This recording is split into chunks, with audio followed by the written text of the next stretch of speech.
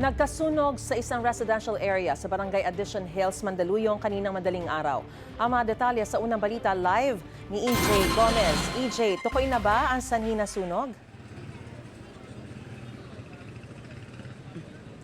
Mariz, inaalam pa ang sanhi nitong sunog na sumiklab kaninang pasado alas 4 ng madaling araw. Yan nga yung nambulabog doon sa mga residente dito yan sa Barangay Addition Hills, Mandaluyong City. Marami sa kanila walang naisalbang gamit. Ang ilan naman namatayan ng kanilang mga alagang hayop. Naglalagablab na apoy ang gumising sa mga residente ng Block 34 dito sa Barangay Addition Hills sa Mandaluyong City. Dikit-dikit ang mga bahay kaya mabilis na kumalat ang apoy na umabot sa ikalawang alarma. 39 na truck ng bumbero ang rumisponde. Kanya-kanyang likas ang mga residente. Iilan lang ang nagawang makapaglikas ng kanilang mga gamit. Marami ang walang naisalba. Ang ilan nakayapak pa.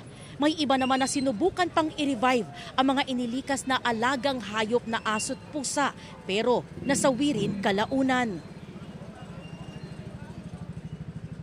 Yung 3 kong aso na iwan sa baba, baka patay na yon. Ito kasi aso ng mga nangungupahan sa akin.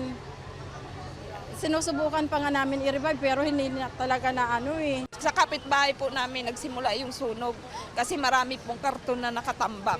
Mausok na po talaga, gumano na po yung apoy. Wala na po kaming naisalba kahit ano. Nung nagising kami, ano na talaga, sunog na. Hindi na nga kami makakita kung saan ang Kaya kinakapapa na lang namin para makababa kami.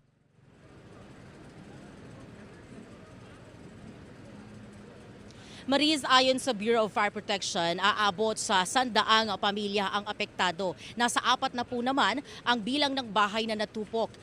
Tuluyang naapula yung sunog kaninang 6:40 AM. Inaalam pa ng BFP ang sanhi at ang halaga ng pinsala nito. Yan ang unang balita mula po dito sa Mandaluyong City. EJ Gomez para sa GMA Integrated News. Gusto mo bang mauna sa mga balita? Mag-subscribe na sa GMA Integrated News sa YouTube at tumutok sa unang balita.